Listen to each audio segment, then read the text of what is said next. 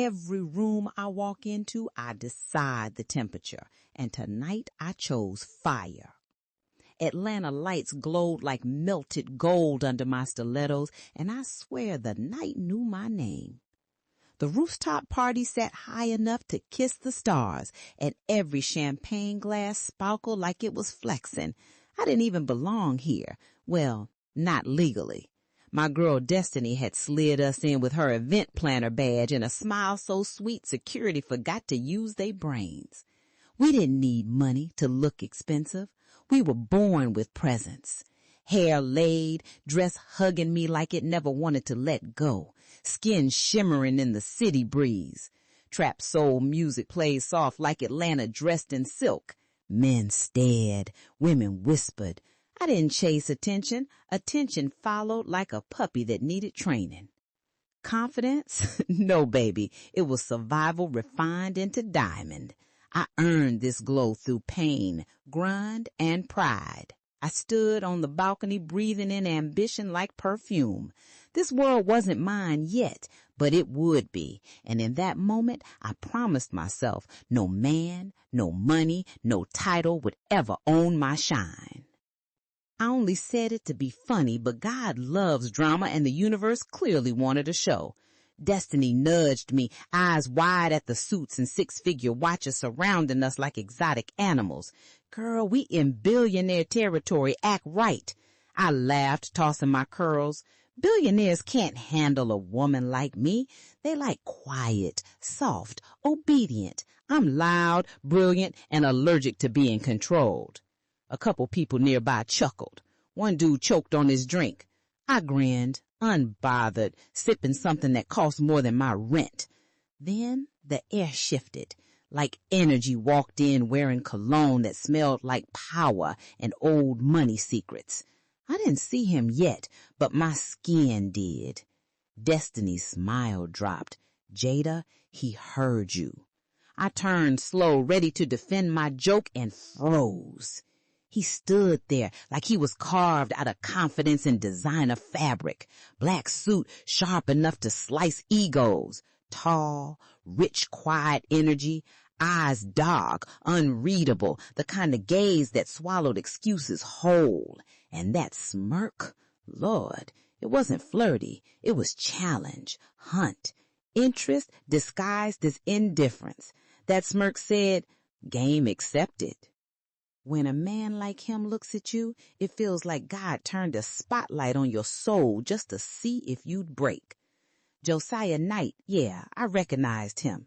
Billionaire investor, whispered about like a myth in black business circles. You don't Google a man like him. You hear his name in rooms full of ambition and fear. His voice dropped low, velvet and warning.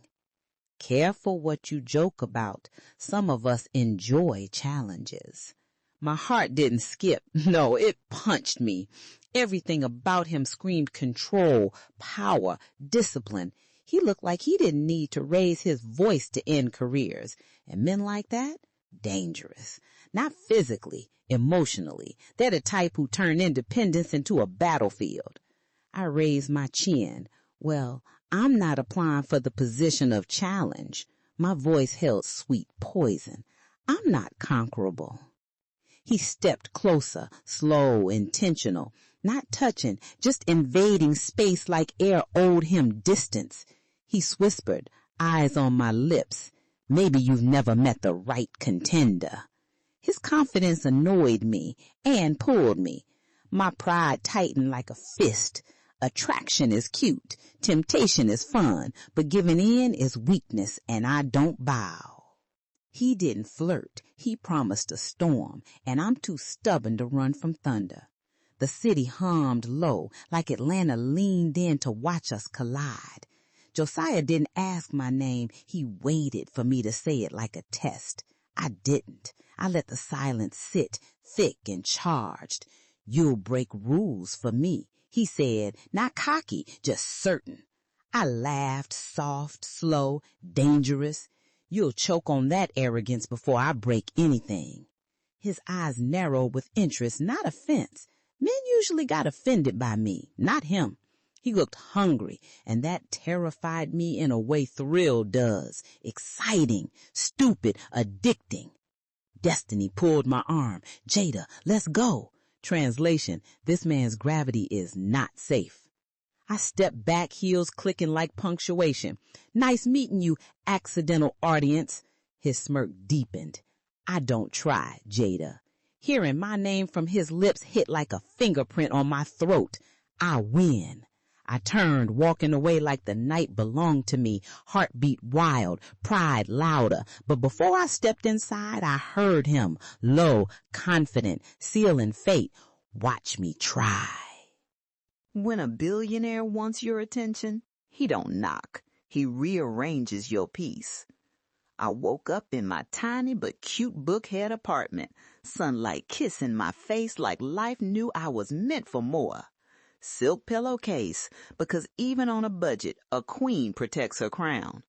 My phone, ignoring me like rent day. But then I saw it. One text. No contact saved, just a number that felt expensive. Breakfast. Downstairs. Excuse me? I blinked. I hadn't given my number. I definitely didn't tell anyone where I lived. Who did this man think he was? CIA with a side of ego? Destiny would have fainted. Me? I stretched slow, smiled mean, and whispered to myself, men with power think access equals authority. Cute. When I stepped onto my balcony, there it was. A sleek black Maybach parked like it owned the pavement, driver in suit waiting beside it. No flowers, no begging. Confidence rolled off the scene like smoke. My post reacted before I allowed it, but I wasn't raised to melt because money called my name. I leaned on the railing and smirked. Wrong girl, wrong game. Still, I didn't walk away. I don't chase luxury, but I refuse to act scared of it either. I took my time, shower steaming, skin glowing, curls popping. If he wanted to play mystery, I let patience be my weapon. 30 minutes later, I finally walked outside, dressed in denim curves, gold hoops, and confidence thicker than Atlanta humidity. The driver opened the door without speaking, and that silence felt like power and warning wrapped in velvet.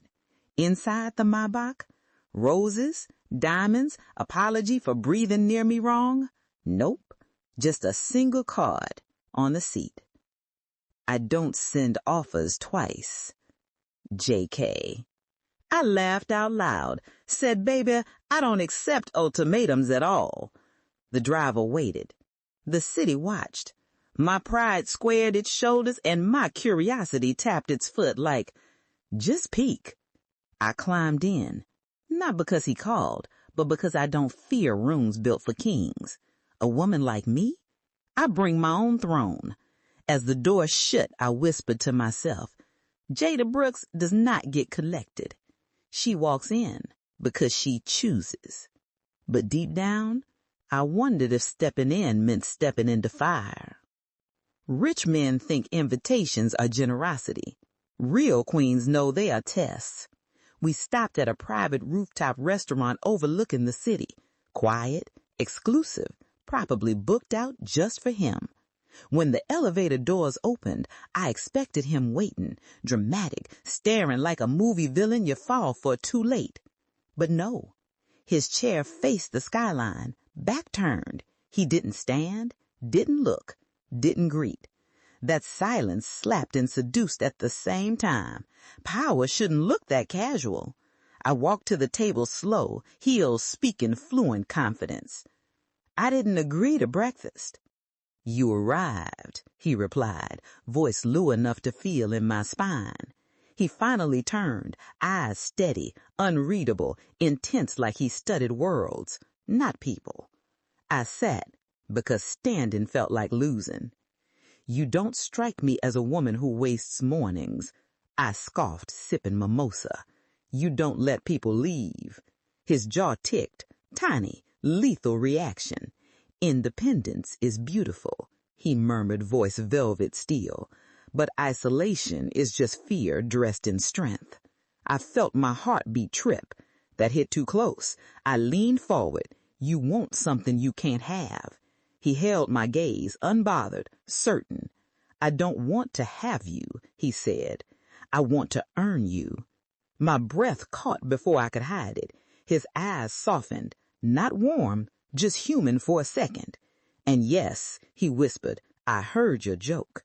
No billionaire can handle a woman like you.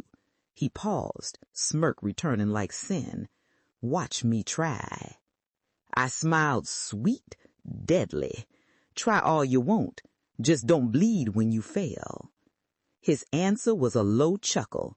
Danger and desire joining hands. I never bleed, Jada. Oh, but someone would. And I prayed it wouldn't be me. Some men look rich. Josiah looked like the reason Wi-Fi costs money. I invited him to a hip-hop lounge just to test if money can survive bass, trap drums, and real people energy. The kind of Atlanta spot where the floors vibrate and the DJ don't drop music, he launches souls. I was feeling real cute. Stacked curls, gold chain, brown lip gloss popping like 95 Mary J vibes. Destiny said I was insane. Girl, billionaires don't do hookah lounges and chicken wings. I smirked. Everybody do wings. Even Jesus would dip flats in lemon pepper. When Josiah walked in, silence didn't fall. Respect did. All black tailor-fit suit in a spot full of Jordan 1s and glitter boots. Not overdressed, not uncomfortable, just power in a silk wrap. He scanned the room like his eyes had security clearance. I swear one dude whispered, that's gotta be somebody. I leaned back like a boss watching fate unfold. If he flinched, if he judged, if he wrinkled his nose at black joy, I was deleting his number so fast the universe would hear a click. He didn't flinch. Instead, he smirked like trap beats were beneath him, but he appreciated the bass saying hello to his spine. Oh, okay then. Game on, rich boy. He didn't sit beside me. He claimed the seat like he bought the building. He slid into the booth smooth, cologne hitting like secret money and danger, signed a lease in my lungs. Nice choice, he said, voice low, like he was whispering into my bones. I raised my brow. Could have fooled me. You look like you allergic to fun without a wine list. He chuckled, deep and sinful. You assume I only grew up around silk. You forget success has a starting line. I blinked. Damn. Bars. The waitress pulled up, gum smacking, braids long, attitude divine. What y'all having? I didn't even look at him.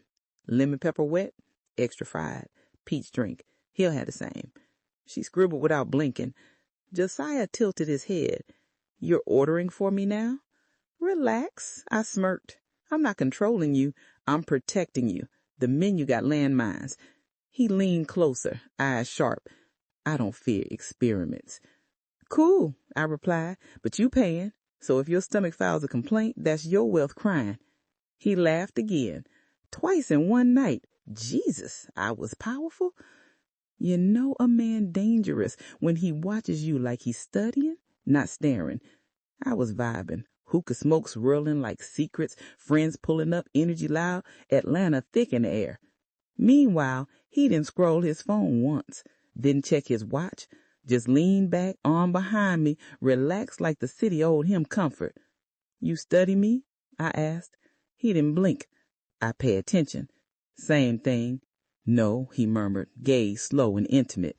Studying is control. Attention is respect. Whew, my knees attempted betrayal. Then 21 Savage lyrics hit. Crowd went feral, and one dude tried to spit game in my ear before seeing Josiah. His soul left his body mid-sentence. My bad, King, he mumbled and backed up into a chair like karma pushed him. Josiah didn't react loud. He smirked slight, territorial in silence. They know better. Nah, I grinned. They just don't like competition. He froze. That ego perked up like a billionaire hearing the word no. Competition? He repeated, voice low flame. I shrugged, sipping my drink. Every man in this room wants me. You just brave enough to show up. His jaw tightened. I smirked harder. Got him. He didn't flirt tonight. He He claimed ground like I was a country and he had passports in his blood. Food landed, wings sizzling like prophecy. I sucked lemon pepper off my fingers because I am heart, and he watched like prayer was invented for moments like that. Careful, I teased, licking the finger slow. You look like you catching feelings. He leaned in, voice deadly steady. I don't catch feelings. I choose them. My laugh was disrespectful and cute at the same time. Boy, please. Emotions bully everybody at least once. His gaze sharpened, including you. I felt that, but I didn't fold. Feelings tried it once. I dragged him back to customer service and returned him. He stared, like he saw the girl behind the glitter, the one who had fought for every soft moment life refused her. Then he said softly, dangerous honest, I don't want to break you, Jada. My heart skipped. Good, because I don't break. I explode. His lips curved. Then I'll learn how to hold fire. I blinked. Laugh vanished. Breath betrayed me. And just like that, in a loud, crowded room full of flex, he undressed my armor with one sentence. And I hated how good it felt. The first time I walked into Josiah's private lounge again, I swore my knees got weak, like God himself whispered, "Be careful, girl."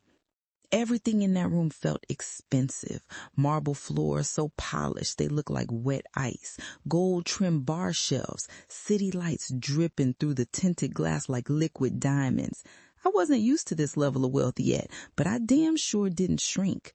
I walked like the baddest in the building because I am. And when Josiah's eyes found me, slow and hungry, like he'd been waiting all night just to see how I'd show up, my heart didn't just flutter, it flipped like a gymnast on caffeine.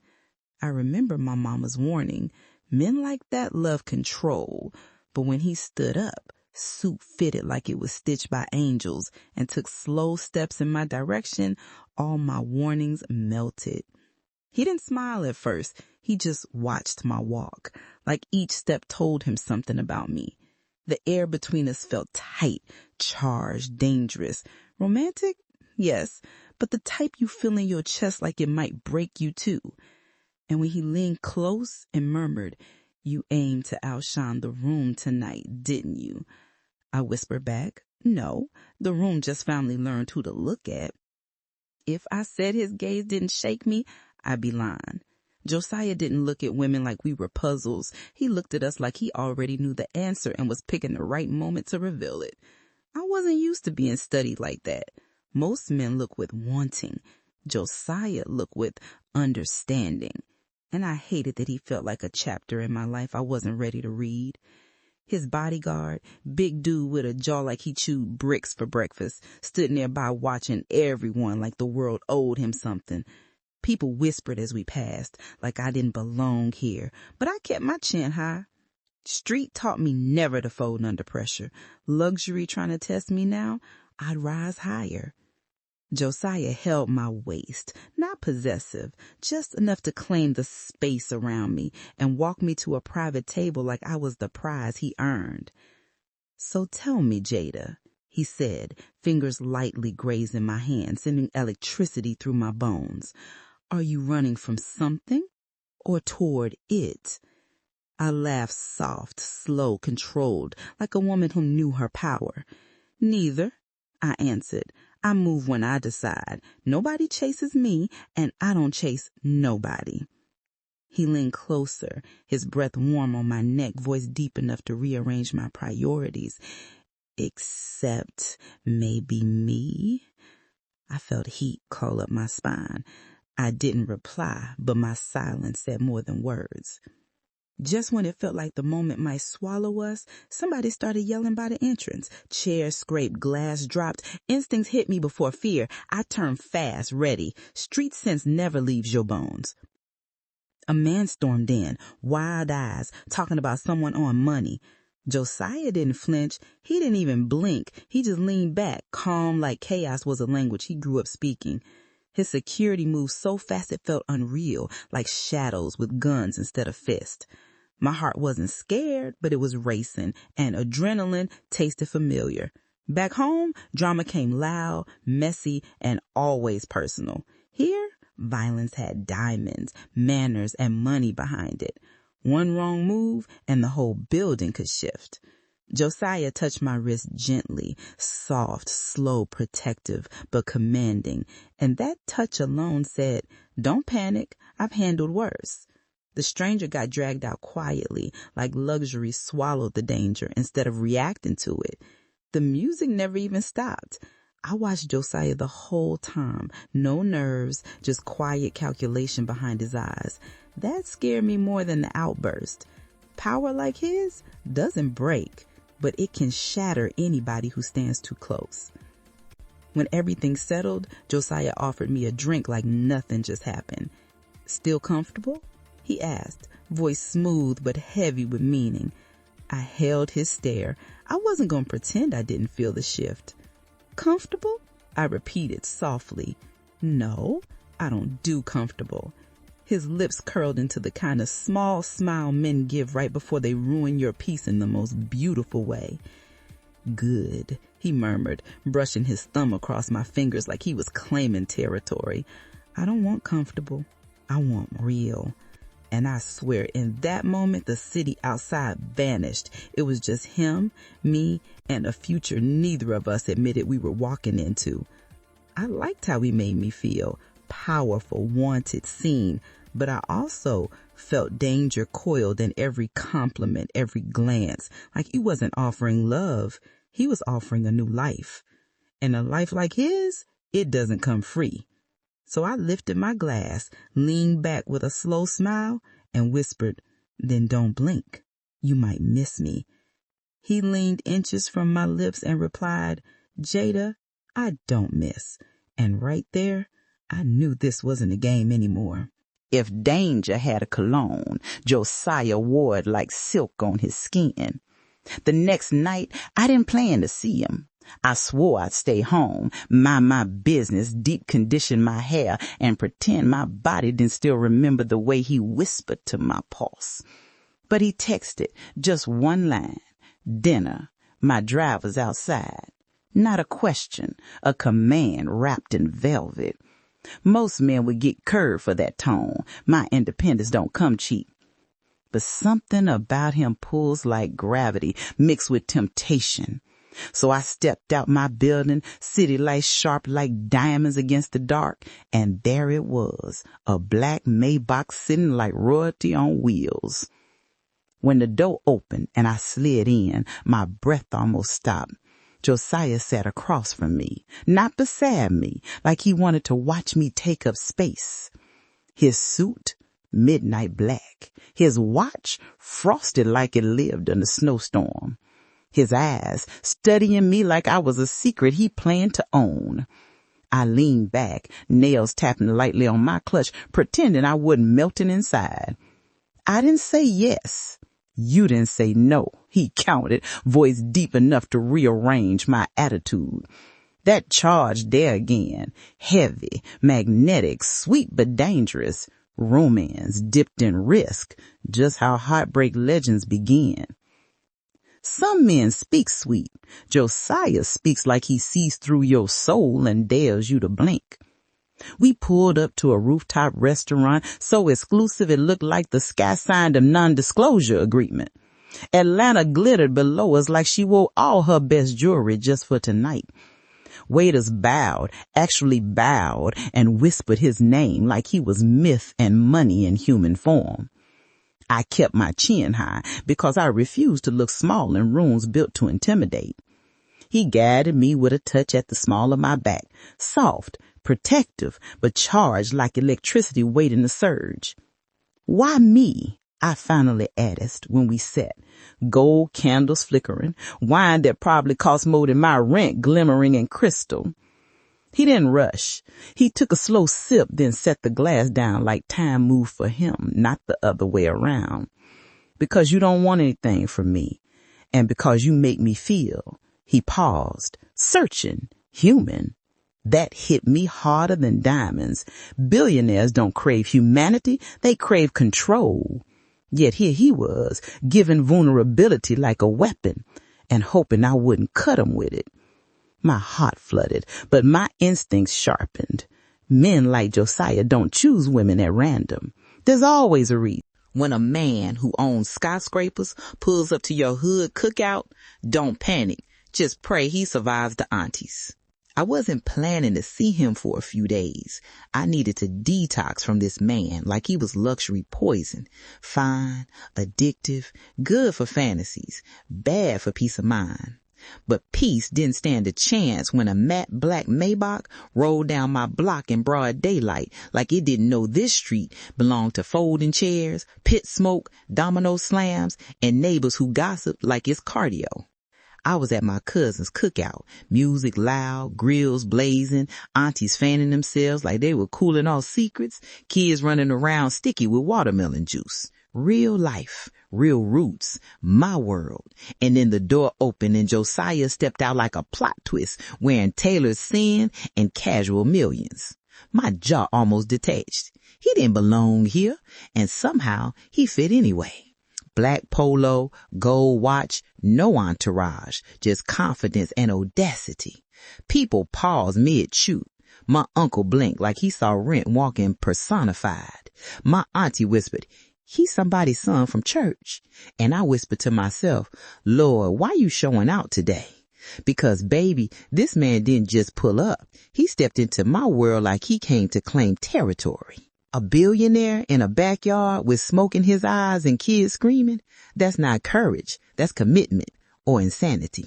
Josiah didn't hesitate. He walked right toward me like the world parted for him.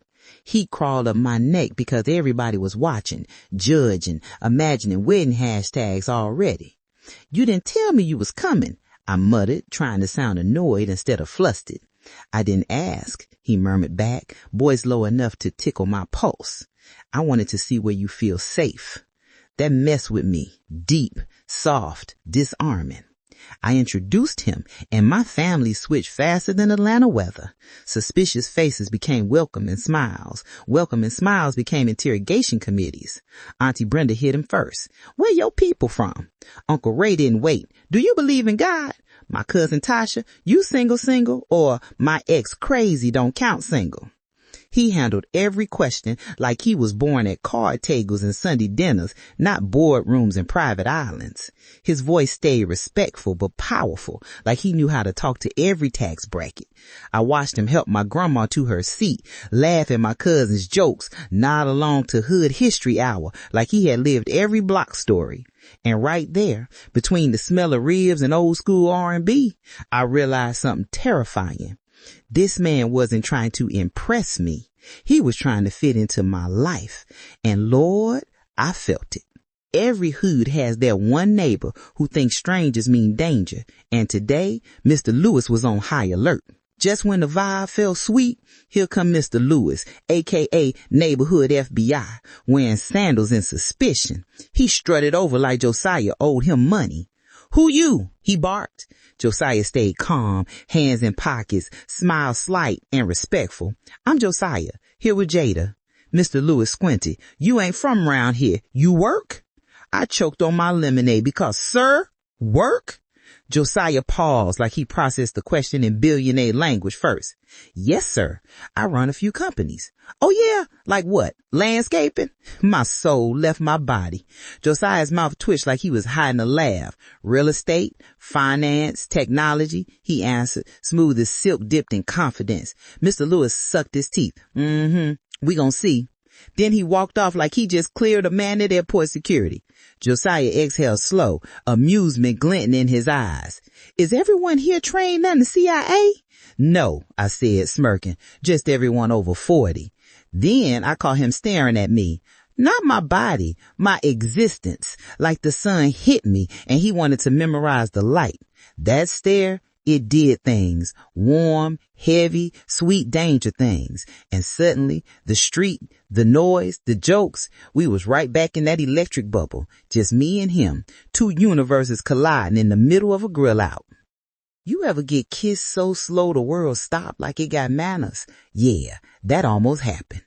Later, when dust settled and the porch lights flickered like soft halos, he pulled me aside. Not far, just enough for privacy, but close enough for aunties to pretend they weren't watching. He asked me softly, "Why am I here?" I swallowed hard because he refused to stay in his lane. He stepped closer, breath warm, cologne melting into the night like danger wearing heaven. My heartbeat turned into percussion. I whispered, "Be careful. Men like you don't stay."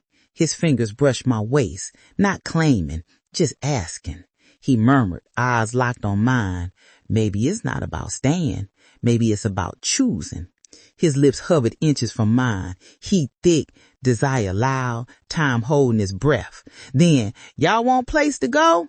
Auntie Brenda yelled. We jumped apart like teenagers caught kissing behind a church. Josiah chuckled, low and sinful. I rolled my eyes and cursed destiny and aunties with perfect timing.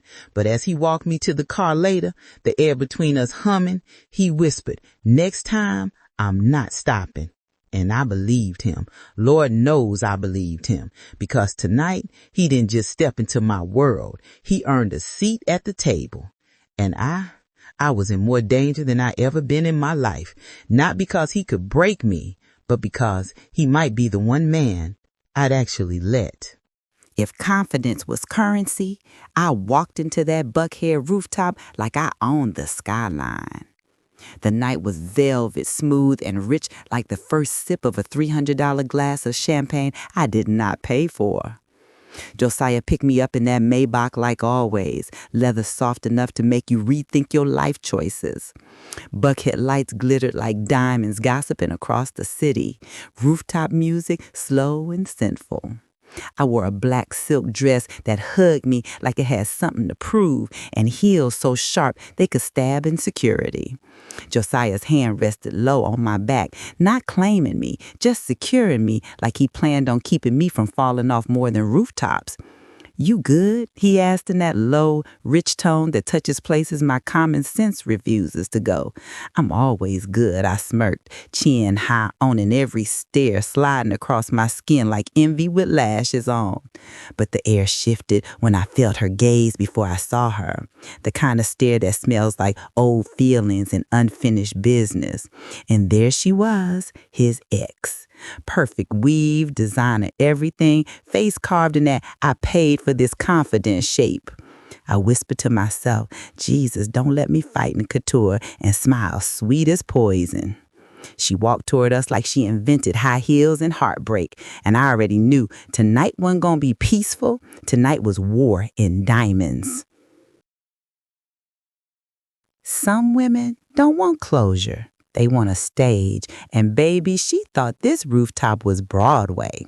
She stopped in front of Josiah like she rehearsed the moment. "Josiah," she purred, fake sweet, fake soft, fake everything but her desperation. He nodded polite, already bored, his eyes still on me. She clocked that. That's when her smile cracked. "So," she dragged to gaze down my dress, slow like shade with heels. "This your new situation. Not girlfriend, not date. Situation, like I was temporary furniture in his life. Bless her heart." Josiah opened his mouth, but I touched his wrist lightly. "Nah, this one was mine." "Oh no, baby," I said, voice honey thick but sharp enough to slice her ego. Josiah damn near choked, holding back a laugh. Her smile twitched, war activated. "Cute dress," she said, eyes cold. "I saw it last season." I smiled wider. "Oh, so you shop sales. I only wear them." Her jaw locked. "Hood lessons. Never let jealousy speak louder than your confidence. Luxury lessons. Never let fabric do more talking than your presence." She leaned in, voice low. "He always gets bored, sweetheart." I leaned closer, voice lower. "So do I. Let's see who forgets first." Her face, priceless. Josiah whispered Jada, but it wasn't warning. It was admiration disguised as restraint. Every woman has a breaking point, and hers showed up wearing desperation and lip gloss. She tried one more time, couldn't die quiet. "Just be careful," she murmured, patting my arm like she owned advice and wisdom. "He's a complicated man." I stepped closer till our perfume mixed like tension and roses and let my hood girl slip just enough to sparkle. And baby, trust me, I don't lose sleep over leftovers. A group nearby heard someone snorted into their drink. Her eyes flamed. She turned to Josiah. "You'll call me," she said, fake confidence dripping. He didn't even blink. He said, "I won't." She froze. He didn't say it loud. He didn't say it cruel. He said it like facts don't apologize. She walked off stiff, ego dragging behind her like a busted designer bag. As soon as she disappeared, Josiah looked at me like I was equal parts wildfire and silk. "You done?" he asked softly. "Oh, absolutely not," I smiled. "I'm just getting started." He shook his head slow, breath warm against mine. "You really don't fear anything." I met his gaze steady, heat sparking like diamonds under lightning. "I fear settling," I whispered, "and I fear losing myself in someone with power." His eyes softened. "I don't want to own you, Jada. I want to match you." And baby, my heart didn't drop. It rose. When a man looks at you like you both storm and shelter, that's when danger becomes destiny. He cut my jaw gently, thumb brushing slow like he was memorizing skin and soul. The city stretched below us, breathing heat and hunger and hope. "You handled her," he murmured. "Sweetheart, I don't compete with women. I intimidate insecurity." His laugh, quiet, dark, admiring. "You think I'm falling for you?" He whispered, lips brushing the edge of temptation. I tilted my chin, heart beating like bass in a trap anthem. "No," I said, voice soft but sure. "I think you already fell."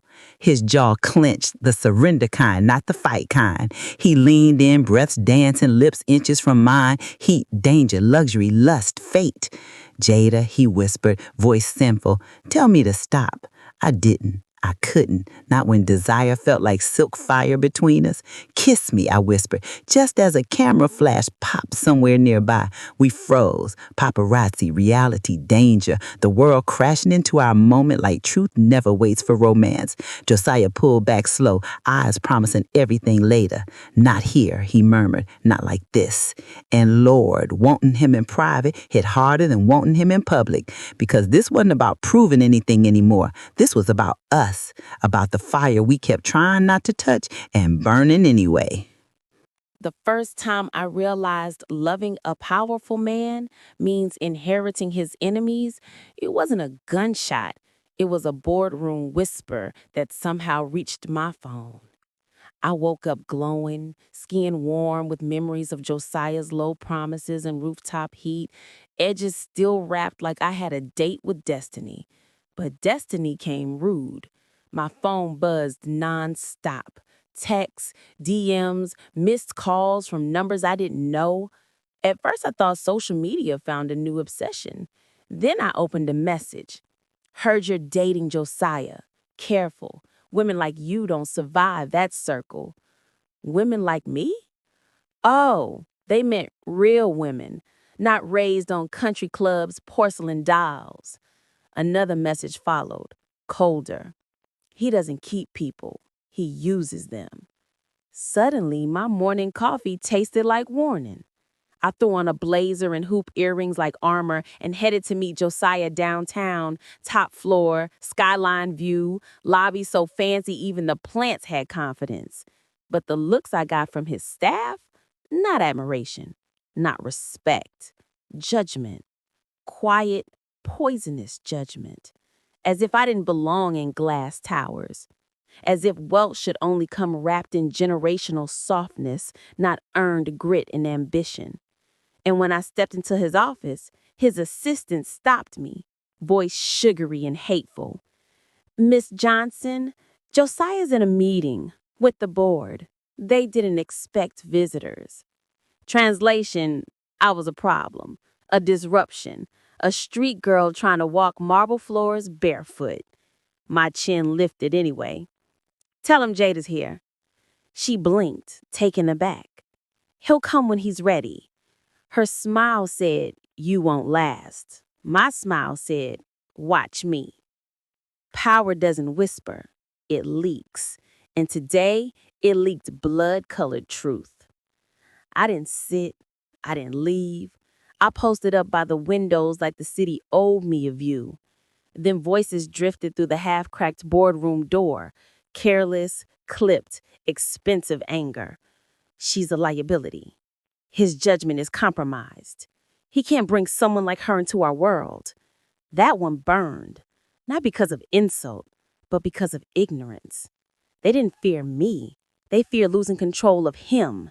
A chair scraped violently. Josiah's voice cut the room clean, low, lethal, steady. "Watch how you speak about her." And just like that, power shifted.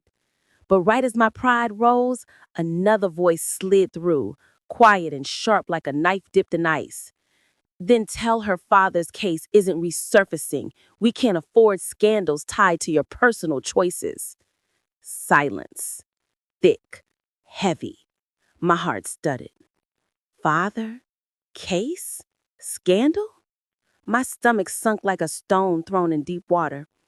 They weren't talking about my father. They meant his. I turned to stone as the truth slid together. Josiah Washington didn't create power. He inherited it from something darker.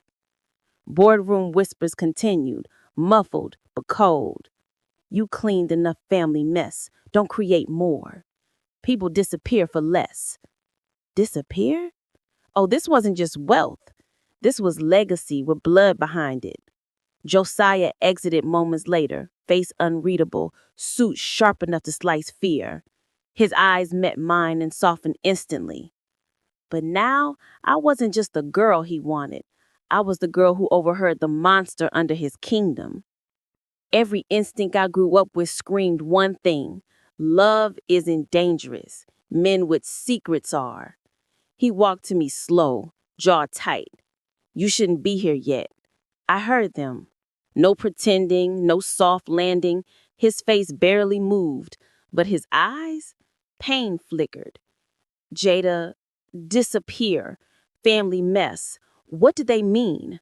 His shoulders rose slow, heavy. I didn't want half-truths.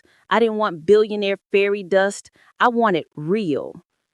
"My father built this empire," he finally said, voice edged with history. "Not always legally, not always clean."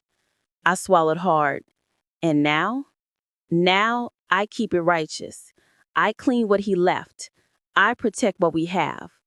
I step closer, heart racing, and people disappear?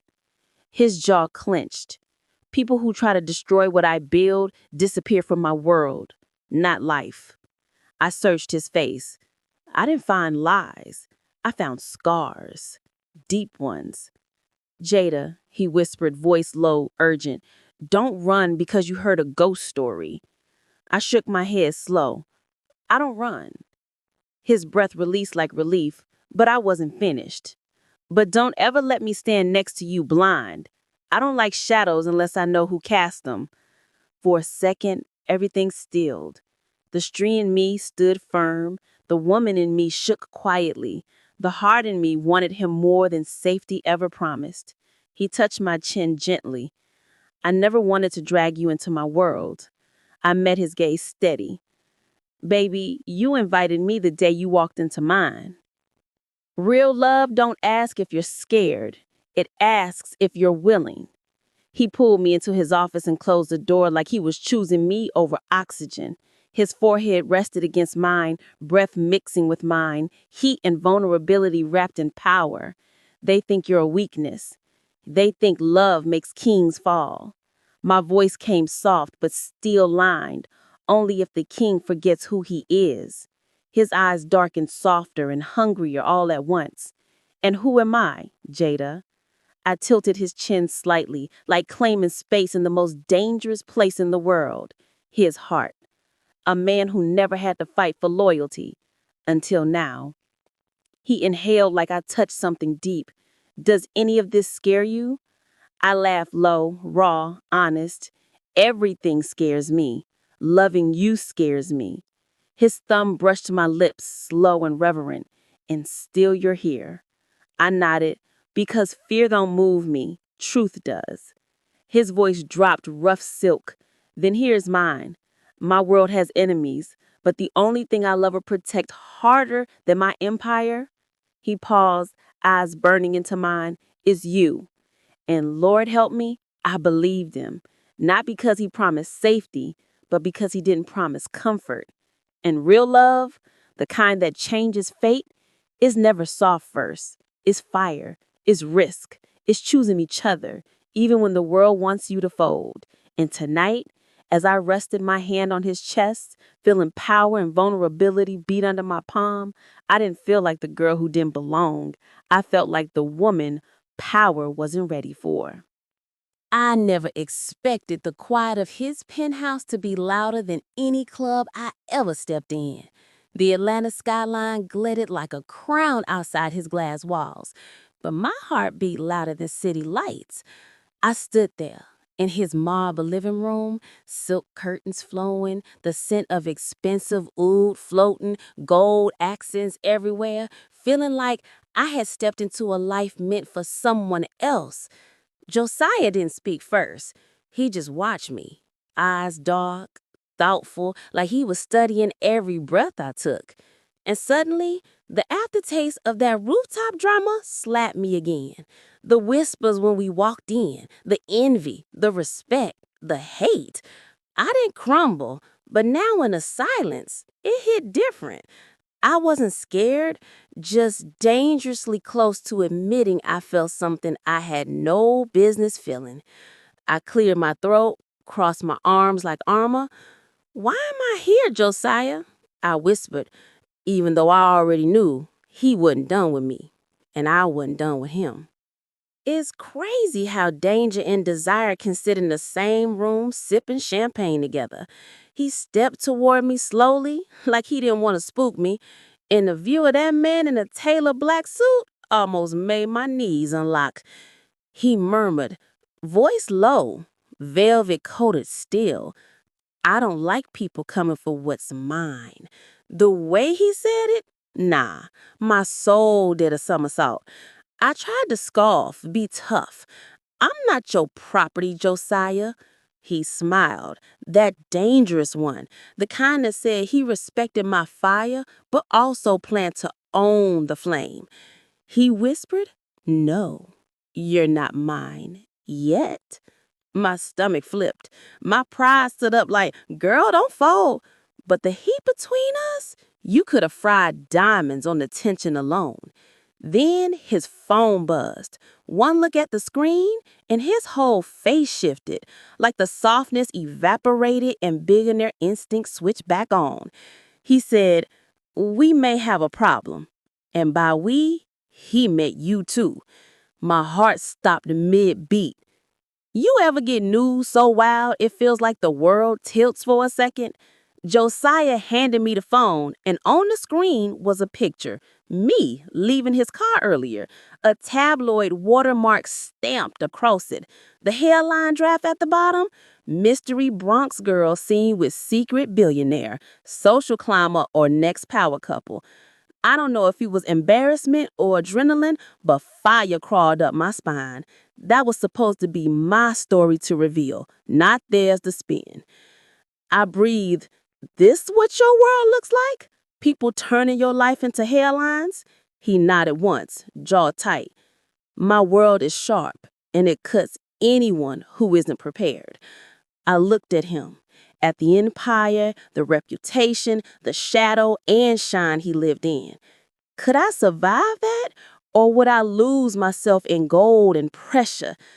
But right when doubt creeped in, he stepped closer, thumb brushing my chin like he could erase fear from my skin. He murmured, "I won't let them touch you, but you have to tell me if you in this." My breath caught. He wasn't talking about rumors. He was talking about us. The most dangerous choice in life is admitting what your heart wants before your pride agrees. I should have walked away. I should have protected my peace, my pride, my regular life. But instead, I stepped toward him like something ancient inside me had already chosen. I don't break easy, and I don't run. His eyes softened like he didn't expect me to meet him there. He breathed good, voice almost a confession, because I don't chase what's unworth catching. Then he kissed me, slow, intense, like he had all the power in the world and was willing to put every piece of it at my feet. I swear my whole body turned into electricity. And right when the kiss deepened, his security intercom buzzed loud and urgent. "Sir, we have movement. Someone leaked her location to the press. They're downstairs." Josiah froze. I froze. The night shattered like glass. And just like that, loving the billionaire turned from fantasy to survival mode. You never know how loud the world can get until it's screaming your name and you don't even feel like you own it anymore. Flash after flash exploded outside the glass, paparazzi shouting like I owed them pieces of my life. The elevator dinged nonstop. Security voices crackled on radios. My pulse raced like I was running from myself. Josiah grabbed my wrist, calm and controlled, but fire burning behind his eyes. "Stay behind me," he said, and it should have made me feel safe, but instead it felt like a cage made of gold. I stared at that private elevator, the one that led down to chaos, and for a moment I imagined headlines swallowing me whole. They didn't see Jada, the girl who hustled for every blessing. They saw a story, a scandal, a target, and suddenly my chest tightened. What if I lost myself in his world? What if loving him cost me my name, my peace, my identity? He whispered, "I won't let them touch you." But for the first time, I realized the world was already touching me. There's a kind of heartbreak that ain't loud. It whispers, "Save yourself," even when your heart wants to stay. I pulled my hand from his and he froze like he just got stabbed. "Josiah, I can't breathe in this life," I whispered. His jaw clenched like he was fighting a war inside his chest. "You think walking away saves you?" he said, voice low, dangerous, not angry at me, but scared in a way he didn't know how to sound. "I don't need saving. I need space to still be me." Silence, thick enough to drown in. He reached out like he wanted to hold my face, but stopped halfway, like touching me might break him more than losing me. "Jada," he whispered, voice raw, "don't do this." And that was the moment I realized the world may fear Josiah, but his fear was me leaving him. I kissed his cheek softly, and his breath shook like I had punched his soul. If it's real, it'll survive me choosing myself first. Security flanked me as I stepped into the private elevator, cameras below flashing like fireworks gone wrong. I heard the panic outside, "Miss Jada, over here." But I kept my chin up, chest out, hood pride mixed with queen energy. My life wasn't going to be measured in headlines. I pushed through the doors like I wasn't shaking inside.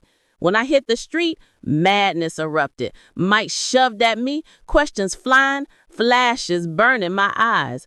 "Are you his girlfriend?" Gold digger rumors. Response, "Are you moving into his penthouse?" I didn't say a word. Silence is a power move they never expect. The door slammed behind me, blocking Josiah from my sight. But right before the car pulled forward, I saw him on the balcony above, one hand on the glass, eyes locked on me. And the pain on his face, it wasn't billionaire code. It was boy with no safe place heartbreak. Sometimes the universe answers your strength test by throwing something so wild you question if you ever had control at all. The car rolled through flashing cameras, and just as we turned the corner, a sleek black SUV screeched beside us. Windows tinted illegal dock. My driver cursed. Security reached inside his jacket. Adrenaline punched me in the gut. Then the back window rolled down, slow, deliberate, like a movie villain reveal. But it wasn't paparazzi. It wasn't fans. It was a woman, stunning, icy, expensive beauty, diamonds dripping, smile sharp enough to cut.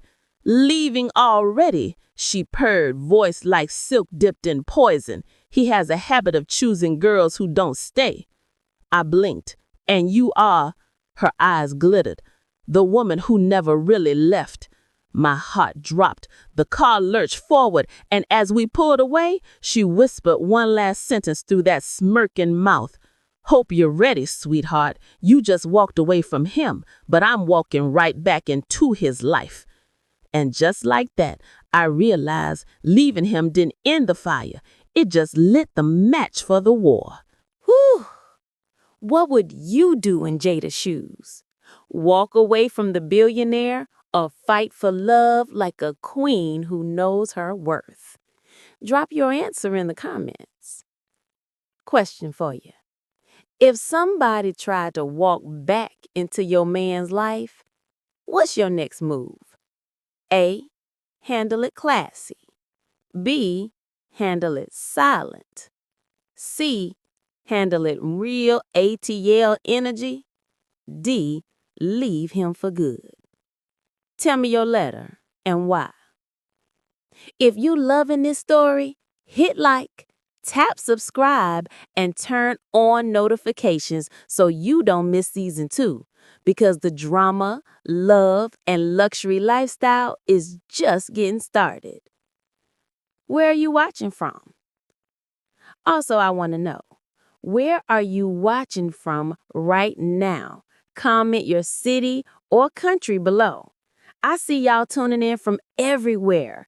ATL, NYC, Lagos, London, Toronto, Houston, Ghana, Miami. Let me show y'all some love in the comments. And remember, real love is powerful, but self-worth, unstoppable.